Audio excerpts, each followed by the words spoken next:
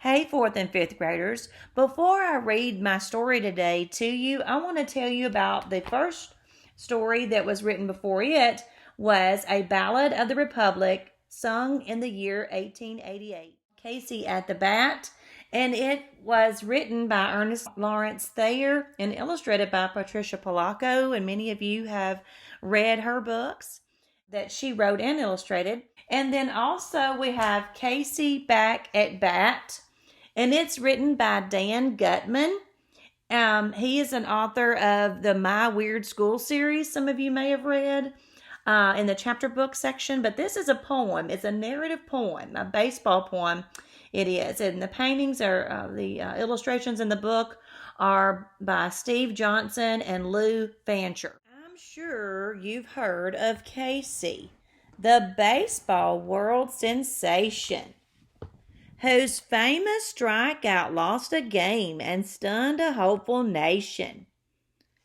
Well, if you think that tale was sad, sit down. Let's have a chat. And I'll tell you all a story I call Casey Back at Bat.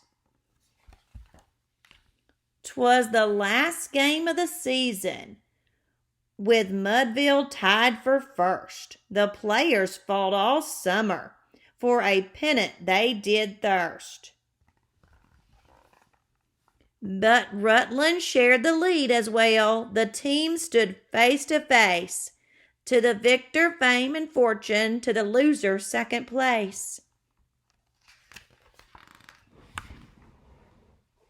With Mudville down 3-1, it was the final inning. 2 men were on, but 2 were out. There seemed no hope of winning. Yet they would not surrender, their motto, never quit. Mighty Casey grabbed his bat. It was his turn to hit. His arms, his legs, his neck, his lips, his teeth and muscles had muscles too. They rippled from his little toe up to his eyes of blue. He sneered, he snarled at Mudville's foes, then threw the fans a smirk. Some ladies found him handsome. Some thought he was a jerk. The pitcher hurled his fastball, a perfect strike, and then a fan yelled out, "Hey, Casey, are you gonna whiff again?" The runners took their places. Once more the pitcher threw. He nipped the outside corner. The ump cried out, "Strike 2!" Again the pitcher gripped the ball and gave a forceful fling. Casey brought his bat back and decided he would swing. He swung so hard it sliced the air. It echoed, then it cracked, when much to everyone's surprise the ball our hero whacked. That shot might go 500 feet, one bleacher creature reckoned. "I showed 'em," cackled Casey as he rounded first and second. The Mudville fans began to cheer, a roar they started growing as they watched the ball go o'er the wall, and then it kept on going. It soared by hills and valleys, ever higher in the sky, past houses, farms, and villages, so swiftly did it fly. It crossed the great Atlantic where it almost struck a bird, but Casey didn't have a clue, for he was rounding third. In Italy, an artist thought he'd made his masterpiece with a painting of a tower and some flowers and some geese. He had to start all over when the baseball changed the scene, and this, you see, shows perfectly why leaning towers lean. Is that the Leaning Tower of Pisa? In Egypt, 3 small children were engaged in some hijinks when a baseball zipping past them knocked the nose right off the Sphinx. It ricocheted to where they played and almost hit those kids, but instead it zoomed right by them and straight up the pyramids. In India, 2 rhinos who were lolling in the pond looked up and saw this baseball flying across the great beyond. They ate their lunch and snorted taking time to smack their lips. They hardly seemed to notice up until the big eclipse. It flew so fast it raced through time, some 60 million years, to when T-Rex and the Stegosaurus roamed the hemispheres. The creatures were quite terrified, so underground they slinked, and now you know how dinosaurs, in fact, became extinct. In the depth of outer space, an astronaut named Janet shrieked, "Eureka! I have found it! I've discovered a new planet!" Hey, her partner took a look and told her, "Janet, in your dreams, I've yet to see a planet sewn together at the seams." Meanwhile, back in Mudville, total strangers hugged and kissed. Casey crossed the plate and told reporters it's all in the wrist. He hadn't been this happy since the moment of his birth, but from the upper atmosphere the ball returned to earth. Now Dunn, the center fielder, had already left the ground, and left and right were chatting on the mound. But Mo, the little shortstop, saw a streak come from above.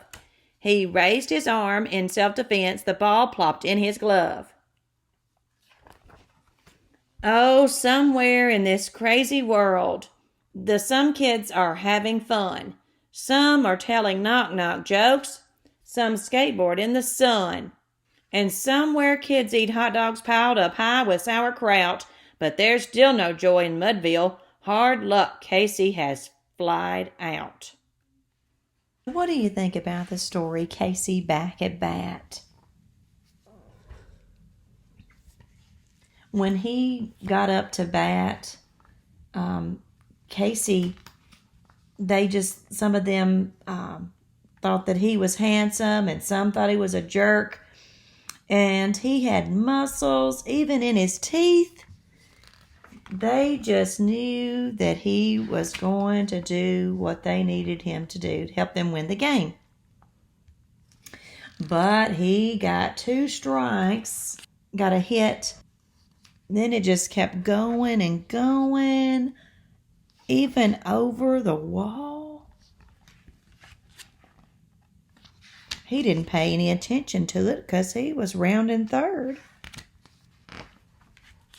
Then it goes all the way to Italy, and there's a painter painting the Leaning Tower of Pisa, but in this painting it's standing up straight and tall. And then the ball hits it and makes it start leaning. And there's the Sphinx, and the ball knocks the nose off of it, and then it ricochets on the pyramids.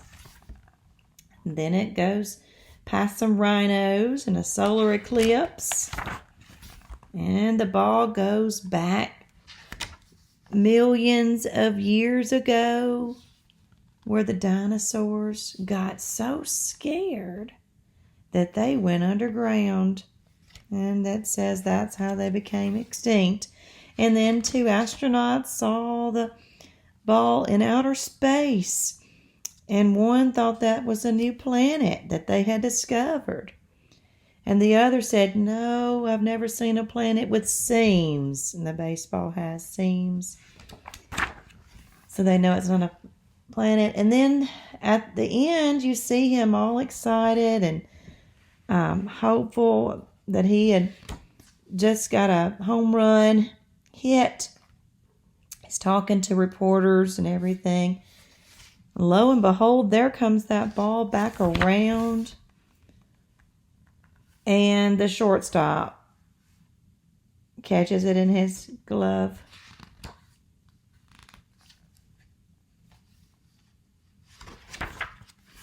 And at the end of the story, the Mudville fans, you can tell just by looking at this picture, they're not feeling too happy, are they? Because Casey flied out. So, all right, guys. This is also an AR book, too. It's a 4.1 reading level. So if you want to take a test on it, I've got all that written on the Google Classroom app. Maybe you would like to take some time to write a poem. Since April is Poetry Month, you could also write a poem, too. All right, guys. See you next week.